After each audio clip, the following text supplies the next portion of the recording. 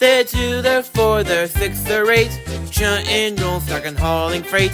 Red, green, purple, yellow, orange, brown, blue. They're the really useful crew. Always different roles to play. Round the west of the island or far away. Down the hills and round the bends. Thomas, Sam, and friends. Thomas, Adam, and friends.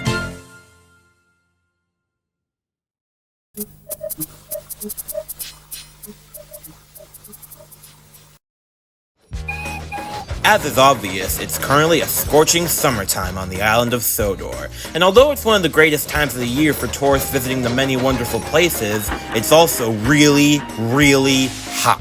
Mr. Possible's trying to kill us! He's putting us into labor during his drastic heat wave! So it's important to stay hydrated by drinking plenty of water and beverages. Some engines, like James, even have a washdown to cool off. Right, let's check the temperature on my weather app to... Holy crud, it's 135!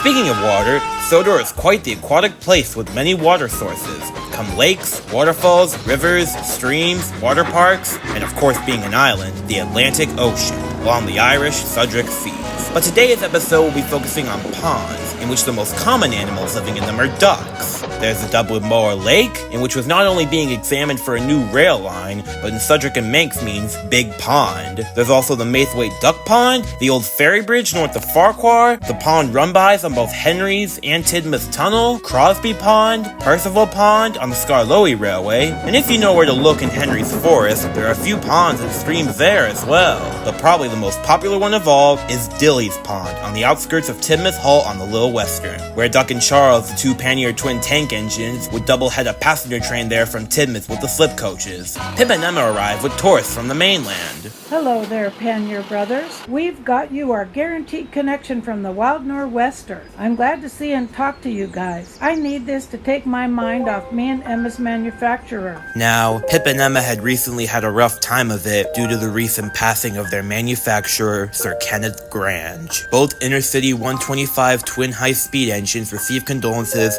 from the Pannier twins. However, with the mention of their recently deceased owner, it reminded Charles of a question he had for them relating to their job of pulling the Wild Nor'Wester. You two pulled the express from here all the way to London because the connection at Barrow is too slow, right? Indeed. We've been up and at 'em since 2011. You rang? No, you idiot. She's talking about the quote, up and atom. Now quit breaking the fourth wall. Oh. If that's so, why does Gordon chant "Express coming through" when pulling his coaches for his unknown service? I thought he retired from the Express, did he not? Well, that's actually a common misunderstanding. The truth is that Gordon does a thing where he takes his own express on Sodor. You see, back when Gordon's time with the Wild Nor'Wester was running out, Sir Stephen Tophamhat decided to create a new local express where Gordon would just take the passengers from Knapford to Vickers instead of all the way to the mainland. Though, on occasion, when the both of us are out of action, Gordon will sometimes take over for us. But for the most part, we handle the Wild Nor'Wester from here to London past Barrow. Oh, I get it. It makes sense now. Thanks for the trivia, Philippa. And we're off.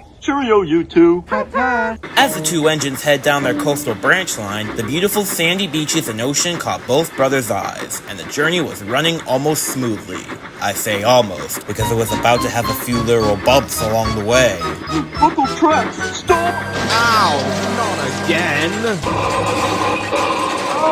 My face has splinters now. I think I'm bleeding. Wait, do trains even have blood? Oh god, he's hallucinating again. Oh well, at least none of the passengers were hurt. Brother, are you alright? I'm fine, but we've derailed after hitting a sun kink. Wonderful. It just had to happen when we were this close to the platform. Screw you, Mr. Sun. I not only hate it when you make me sweat an extra portion of the ocean, but also cause the tracks to get bent and...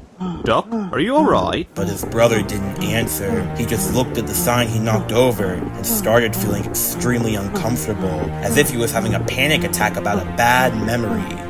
Back at the Tidmouth Yard sheds, the 2 Great Western 57 XX Pannier tank engines were being examined with no major damage done. Well, not much physical damage at least, but emotionally, Duck had something else in mind. Boy, Duck, are you feeling okay? You've been acting all nervous and weird ever since that accident. Well, Do you feel guilty about that or something? We might have been late to the station, but it's over with. I don't get why it's a bigger deal to you than... it's not the accident itself, but the billboard I crashed into. What's so terrifying about that? It's just a piece of wood with historic words on it. Actually, it isn't, and I should know. Hey Oliver, where are the twins? Douglas is fetching Judy and Jerome to mend the sign and rails, while Donald's taking my passengers. Speaking of which, he and I should know morbidly, the billboard your brother crashed into has a lot more of a background than you think. Really now? Enlighten me. Well, it was way back in the late 60s when the branch line was first opened.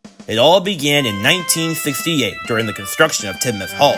After teasing Duck one night at the sheds, he and his crew got back at Donald by placing a duckling in his water tank. The duckling grew a bond with the Scotch engine and rode on his tender until they stopped at the small pond just outside Tidmouth Halt. From there, the duckling enjoyed taking rides with Donald and entertaining the passengers, who referred to the bird as Donald's Duck. Not to get confused with a Disney character, though the station master named him Dilly. Then, the following year, Dilly went missing for several months until one day, Oliver caught the now fully grown duckling with her husband and children. Now the children had grown up and flown away elsewhere, while Dilly stayed behind on the Little Western to continue amusing the passengers. She became the station master of Tidmouth Halt's pet, and was even trained by him, who was a former emotional support animal trainer, to help passengers in an emergency. Even though it's hot in the day during the summer, it gets way cooler than a freezer at night. Reminds me of the winds of Scotland. Well, Donald, I just came to say before I go that the annual story of Dilly I made last year has made her all the more popular this summer. Aye, that's wonderful, Chris. But keep in mind, she's not the wee duckling she used to be. She's starting to age up. I've heard when animals get older, they start having problems with their health, which makes me a tad worried. Ah, yes, I heard. Well, whatever happens, I wish you and everyone else on this beautiful branch line the best of luck with her. Thank you, and I hope you've enjoyed your visit here. I have, and it's been great seeing you all again. The most vivid moment I had during my trip here was meeting an LMS Isaac class tank engine named Barry on the Bluebell branch line. Say, how's your father doing? Well, he's... Oh God, it hurts! Ah, my eyes! Someone help! There's sand in my eyes from the wind! Give me an eye patch, a tissue, a bandage, anything! Oh God! Ow! That man's in trouble! Someone call the emergency services! The station master and staff on the train rushed to the aid of the screaming man. It's gonna be okay, sir. Help is on the way. Dilly, get over here. By using her emotional support skills, Dilly laid down by the man's side until he had finally calmed down. Ah, hello there, White Duck. Ow. A few minutes later, Anna the ambulance arrived to take the man to the doctor to be treated. All the engines and passengers were very proud of Dilly's efforts. How are we clapping? I have no idea. Well done, Dilly. Indeed, that was absolutely phenomenal. Aye, that's me little quackaroo! Everyone on the branch line was very fond of Dilly. However, as is the case for everyone, age comes. And as Dilly got older, she started to become ill and even blind. To a lemonade stand, and he said to the man, "Run in the stop!" What the? Oliver slammed on the brakes as the train came to a halt. Ugh, not again. Oi, what do you think you're doing, Dilly? You know it's not safe to be on the tracks. I could have run into you. Calm down, old boy. You know it's hard for her to see. She must have not seen or heard us coming. Oh, right. Sorry, Dilly. Oi, Dilly, come here. The station master was holding a bag of bird seed, and Dilly ran for a treat, while Oliver pulled into the station only a minute late. I'm so sorry about that, Oliver. That's the third time this month she's almost been hurt by you engines. It's alright, sir. Duck told me how the opposite happened the other day when she saw his crew eating a sandwich. She started quacking angrily, not thinking straight from her illness, and wouldn't stop attacking his crew. They had a few cuts and bruises, but nothing serious. However, what is serious is your pet's well-being. Yes, I've noticed she's starting to become more aggressive towards people. She's also been struggling with urinating and vomiting. In fact, about 5 minutes ago, I talked over the phone to the people at the Animal Medical Centre at Tidmouth, and they warned me that if she doesn't get better soon, they may have to, well... The station master whispered something to Oliver, which gave him a cold chill in his boiler.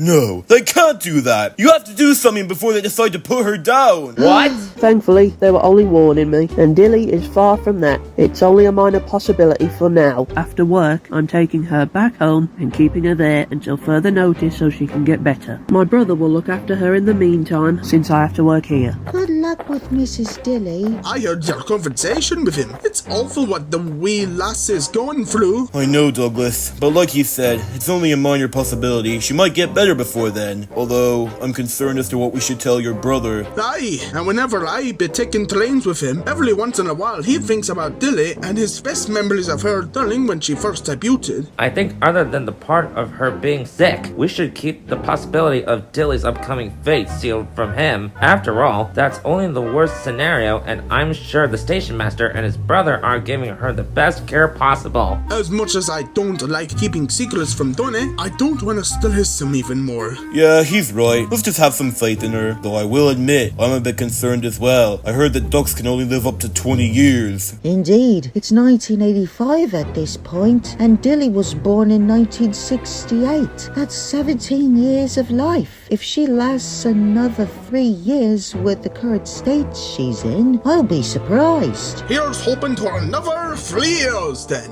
Cheers, laddie. A couple days went by, and Dilly would eventually end up feeling a little bit better, and came with her owner and station master to Tidmouth Hall, who flagged down Duck if he was making his way down the branch line. Excuse me, you three, but I have a lot of work to do this morning at the station for the passengers. Could you look after Dilly for me? Sure thing, sir. We'll bring her to work with us, and then afterwards take her back here to her pond. At Arlsburg West, the Pannier tank engine picked up ballast from the Arlsdale mines, as well as granite from the quarry at Marthwaite. The ballast and granite was due to be escorted to Tidmouth, where another engine from the main line would bring it to the processing plant on the south of Kildare. He watched Oliver and Toad go by, on their way to take some empty fish vans from Arlsburg Harbor to Tidmouth Harbor for Henry's Flying Kipper. Are you freaking serious? Sorry, Oliver. They can't fix the damn turntable any faster. Looks like we'll have to pull the train backwards. Ugh, oh well. Not the first time I've had problems with turntables. But how are we gonna pull this train backwards? It isn't the same as our auto and push-pull trains with Isabel and Dulcie. How about you keep me coupled up behind you, while you pull the trucks backwards and push me forward, so I could see any potential danger behind you? Great idea, Toad! And so it was arranged. Oliver organized all the vans together and left the yard pulling the train reverse with Toad at the front. You know, it feels weird going forwards for once, but it's a nice new point of view I have here. I wish I could do this all the time. As they were traversing over the hill before Farky Y Sudra, they didn't realize that the waves from the high tide had splashed onto the rails on the hillside before the ramp down, making them rather slippery. And let's just say the train went way faster downhill than up. Oh dear, too fast! Runaway train! I've got you, Mr. Oliver! Oliver and Toad braked as hard as they could, but with nothing at the front of the train, the momentum of the vans were pushing them down the hill. Oh, crud! Jump out! Disaster was brewing, for Duck had stopped at Haltraw to drop off some of his ballast to fix a sun kink on the rails. Dilly couldn't see, but sensed danger. Dilly ran across the trucks all the way to the brake van, quacking like crazy. Oi, what gives? Wait, is that Dilly? Never mind. Runaway train! Why me? I'm out of here. Everyone raced away just in time.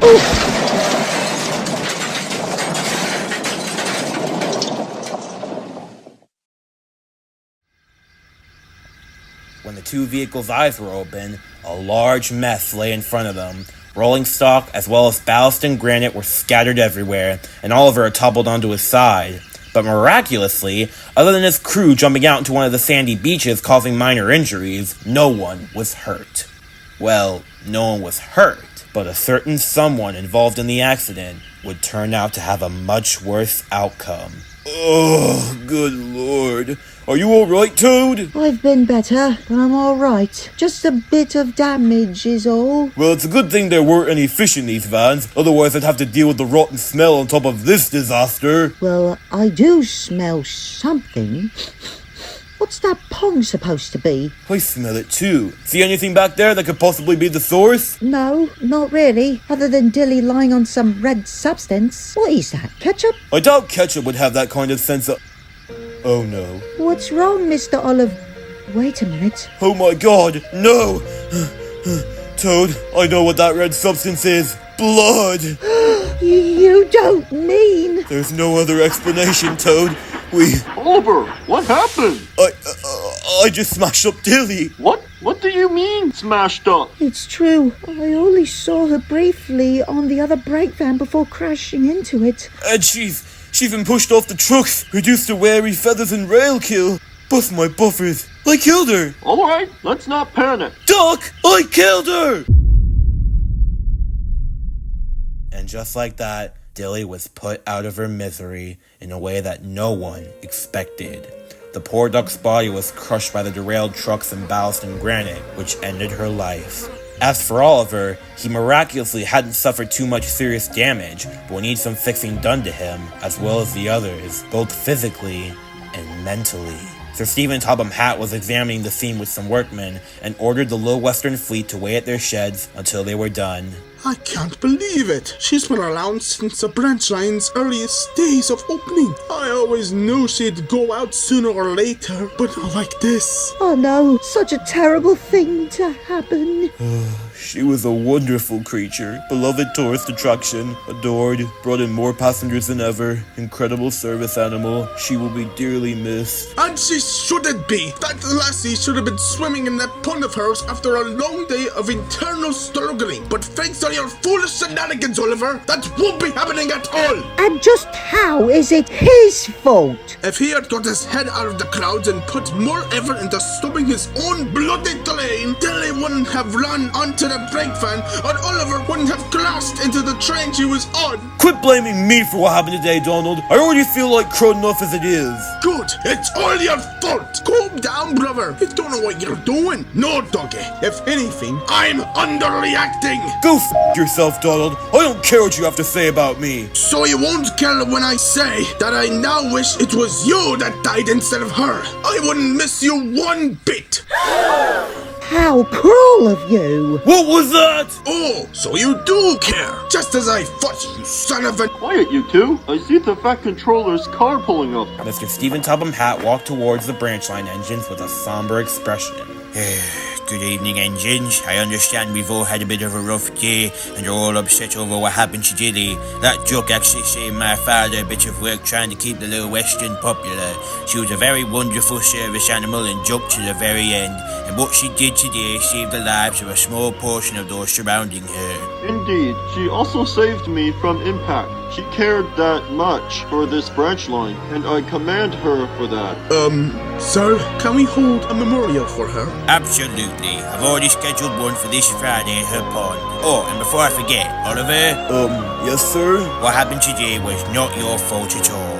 Oh, great. Now the fat hat's trying to be nice to him of all engines. I'm sorry, what? Beg pardon, sir, but Donald's, well, taking this harder than the rest of us, and he blames Oliver for what happened. Because it's the truth. He killed her. Why don't you believe me? I hope you get him after my sight, Topham.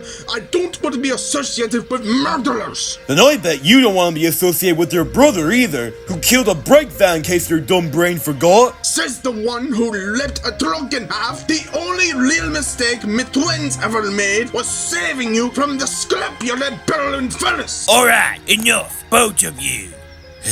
Chuck, Douglas and Todd, I need you to leave this yard and head over to Chipmut's sheds and spend the night there. I need to have a serious talk with these two, but I'll be there to talk to you afterwards. Yes, sir. See ya, Donny. Good luck, Mr. Oliver. Now then, you two, I understand your feelings. What happened with Dilly today isn't something that's easy to live with from here on out. There's no right or wrong way to deal with this sort of thing. However, it is very appalling, disrespectful, and unbecoming of you two to argue this way. Doing this isn't gonna bring her back. At least we can agree on something. It's a good thing you're here, sir. Hopefully you'll tell this murderer to sod off back to the scrapyard for instant execution. Or that you'll tell this piece of crud to lift his head out of the clouds and that he's an absolute disgrace, just like Scotland. I will do neither. This is really immature and unacceptable behavior coming from the both of you, especially at a time like this. Tomorrow, I'm arranging for the two of you and I to go see Wendy the Works Diesel at Croven's Gate. What for? Group therapy.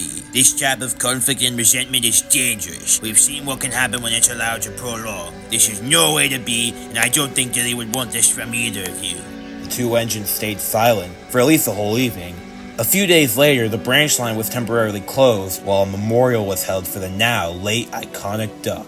Tears were shed and eulogies were shared. However, Donald's speech was strictly supervised by the Fat Controller due to his strong temptation to lash out on Oliver and blame him for Dilly's demise. Dilly's body was buried next to her pond in the sand with the wooden sign/play card marking the date, location, and legacy of the duck. The aftermath of her demise was rather a solemn time for the Little Western, but it was especially rough for Oliver and Donald, who talked to Wendy the Works Diesel at Crove and Skate during their group therapy. The station master would also receive counseling after the loss of his pet. It took a little while, but the three were eventually able to work through most of their issues, and the two engines slowly made amends with each other, realizing that the best way for them to recover was by coping through it as a pair. While they were receiving treatment, Duck took Isabel and Dulcie with him on his passenger runs with Alice and Mirabel, while Bear took over the goods work with Douglas. He and the other big engines were very supportive and reassured Oliver that he wasn't a murderer. It was a rather turbulent process, but they got through it with time and support from each other, and everything gradually went back to normal. With one exception, Dilly the duck herself, whose sacrifice not only saved the lives of the guard, workmen, and duck,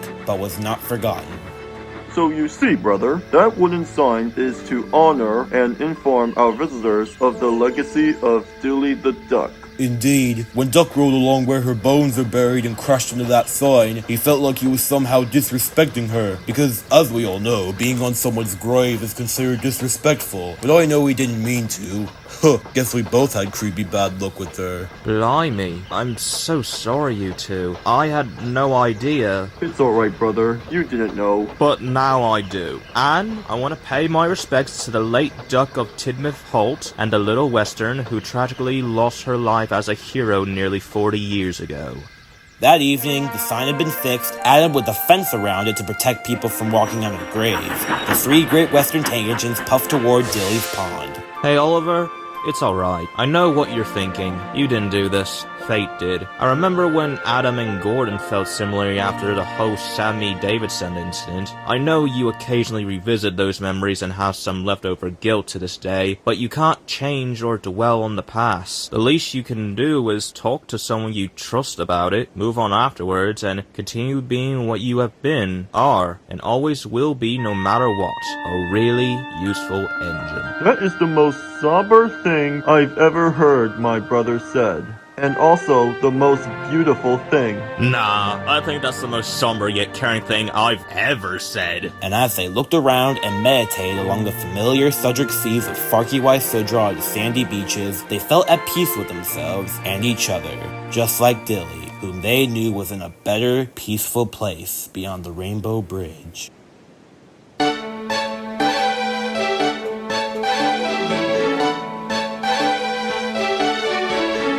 Found a quack girl in my tender. She was very, very tame, but she quacked all night and through the day. She was driving me insane. My driver and my fireman tried everything they know to shoo the quack girl away from me, but she did not want to go. The quacker really loves me, was impossible to nab. So now we have befriended her, she rides inside my cab. She quacks at stations big and small, she quacks at people too. Now everybody calls her Donald Duck, but I call her Quackaroo. She makes me so happy with her little ways. So happy, it's true. Now everybody calls her Donald Duck, but I call her Quackaroo.